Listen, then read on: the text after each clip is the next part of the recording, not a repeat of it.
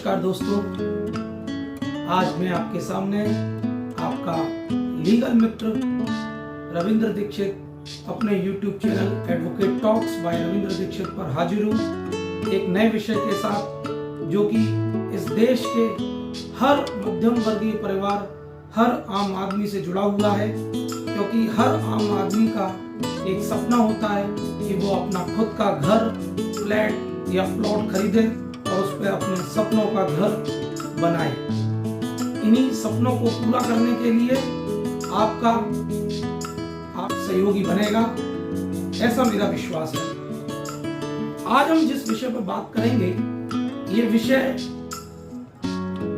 आम आदमी से जुड़ा हुआ है। विषय है RERA act, real estate regulation and development act 2016। Bharat सरकार इस एक्ट को 2016 में लेकर आई और इस एक्ट को लाने के पीछे भारत सरकार का जो उद्देश्य है, वो उद्देश्य आम आदमी के मकान खरीदने, प्लॉट खरीदने या फ्लैट खरीदने के सपने को साकार कर सकें।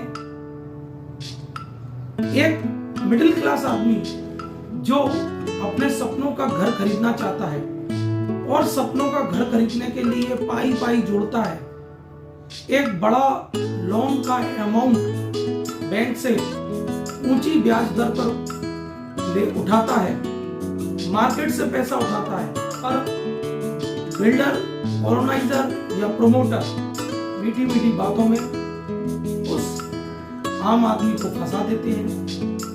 बिल्डर लुभावने सपने दिखाकर, अच्छे अच्छे सपने और वादे कर आम आदमी को उसके मकान खरीदने के सपने के आधार पर उसको फंसा लेते हैं, उससे बड़ा अमाउंट उसका ले लेते हैं और समय पर उसको घर का पोजीशन नहीं देते हैं। या जो मकान में बनाने में जो क्वालिटी इस्तेमाल करनी थी, जो मटेरियल इस्तेमाल करना था, जो टाइल्स इस्तेमाल करनी थी, जो सैनिटरी इस्तेमाल करनी थी, जो प्लम्बर मटेरियल इस्तेमाल करना था, जो कलर क्वालिटी इस्तेमाल करनी थी, ऐसी ही इलेक्ट्रिफिकेशन, ड्रेनेज सिस्टम, पार्क की लोकेशन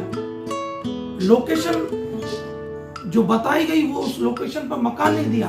ऐसी कई समस्याएं हर आम आदमी के सामने आती हैं, क्योंकि बिल्डर उनको अपने वादों में फंसा लेता है, उनको मीठी मीठी बातों में फंसा लेता है, उनका अमाउंट फंसा लेता है और आम आदमी पर लगातार ब्याज चढ़ता जाता है और उसको समय पर पोजीशन नहीं मिल पाता।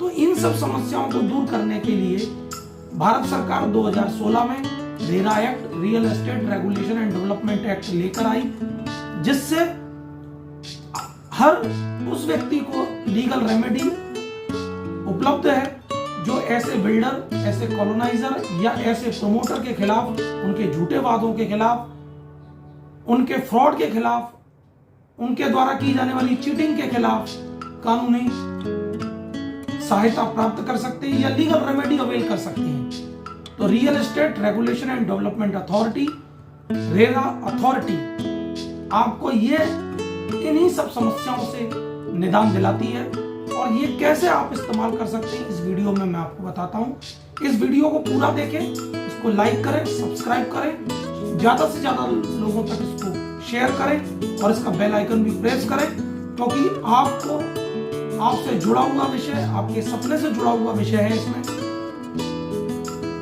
रेरा एक्ट 2016 में आया और एक्ट के आते ही ये पूरे देश में प्रभावी हो गया। या इस एक्ट के लागू होने के बाद जो प्रोजेक्ट आई है, तो हर उस बिल्डर, प्रमोटर और कॉलोनाइजर को धारा 3 के तहत इसमें खुद को रजिस्टर्ड कराना पड़ेगा, अपने प्रोजेक्ट को रजिस्टर्ड कराना पड़ेगा और रजिस्ट्रेशन कराने के लिए धारा 3 मैंडेटरी है। धारा 3 में जो रजिस्ट्रेशन होगा, उसमें उसके बाद उस बिल्डर, प्रमोटर या कॉलोनाइजर को उसके प्रोजेक्ट का एक रजिस्ट्रेशन नंबर दिया जाएगा। उस रजिस्ट्रेशन नंबर के आधार पर आप ये चेक कर सकते हैं वेबसाइट पर जाकर रेरा अथॉरिटी की कि वो प्रोजेक्ट रजिस्टर्ड है कि नहीं। रजिस्टर्ड यदि प्रोजेक्ट है तो आप उस प्रोजेक्ट में आगे इन्वेस्टमेंट के लिए बढ़ें।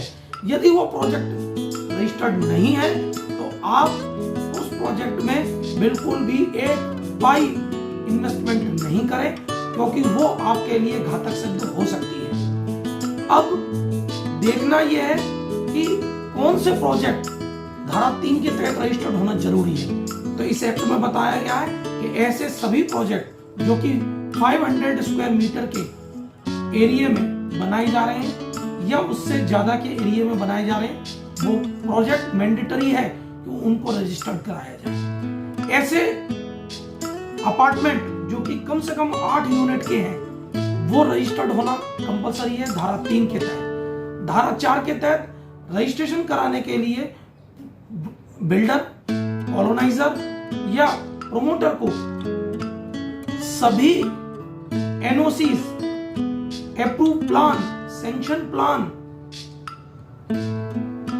बिल्डिंग की ऑनरशिप के संबंध में या प्रोजेक्ट की ऑनरशिप के संबंध में जो लीगल डॉक्यूमेंट्स है, उन सभी को वेबसाइट पर अपलोड करना पड़ेगा। उनके डॉक्यूमेंट्स को स्कैन कर उस वेबसाइट पर अपलोड करना पड़ेगा। तो आप जो रेरा का रजिस्ट्रेशन नंबर जो उस प्रोजेक्ट का उसको मिलता है, आप खरीदने के पहले जो ब्रोशर देखते हैं उसमें सबसे पहले देखिए कि उसमें रजिस्ट्रेशन नंबर है कि नहीं।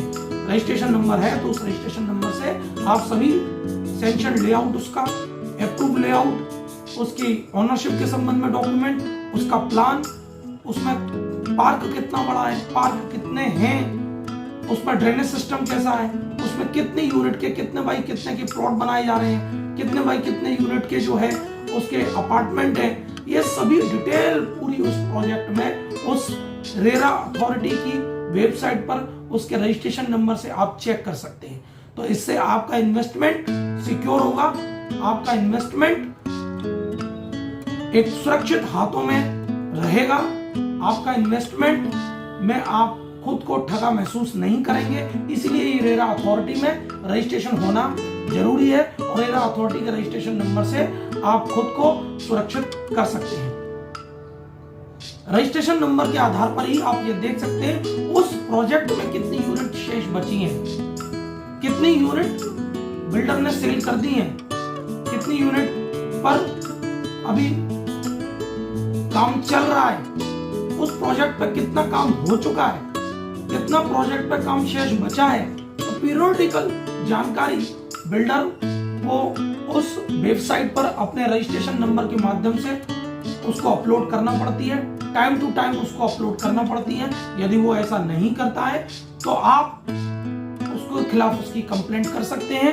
आपके साथ यदि कोई फ्रॉड हुआ है तो आप इस रेरा एक्ट के माध्यम से, धारा 12 के माध्यम से आप उस बिल्डर के खिलाफ रेरा अथॉरिटी में शिकायत कर सकते हैं। अपना जो पैसा है, जो आपने इन्वेस्टमेंट किया है, वो विद इंटरेस्ट आप वापस ले सकते हैं। रेरा अथॉरिटी उस पर एक्शन लेगी, उस बिल्डर पे एक्शन लेगी, उसका लाइसेंस निरस्त कर सकती है, उसका पूरे अकाउंट फ्रीज कर सकती है, उसके जो भी आवश्यक हो, जो भी लीगल एक्शन उचित है, वो रेरा अथॉरिटी उस बिल्डर, प्रमोटर या कॉलोनाइजर के खिलाफ कर सकती है।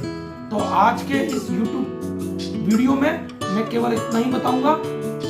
आगे की डिटेल के लिए मेरा अगला वीडियो आप जरूर देखें, जिसमें मैं आपको बताऊंगा कि आप कैसे एक्शन ले सकते हैं, कैसे बिल्डर, प्रमोटर या कॉलोनाइजर के खिलाफ आप रेरा एक्ट के तहत एप्लीकेशन फाइल कर सकते हैं, उसके खिलाफ एक्शन ले सकते हैं। ये सभी इंफॉर्मेशन, लीगल इंफॉर्मेशन जानने के लिए आप मेरा अगला वीडियो जरूर देखें। मेरा YouTube channel advocate talks by Ravindra Dikshit जरूर सब्सक्राइब करें, लाइक करें, शेयर करें और लीगल मित्र रविंद्र दीक्षित को सहयोग करें। उसके चैनल को सब्सक्राइब कर शेयर कर लाइक कर।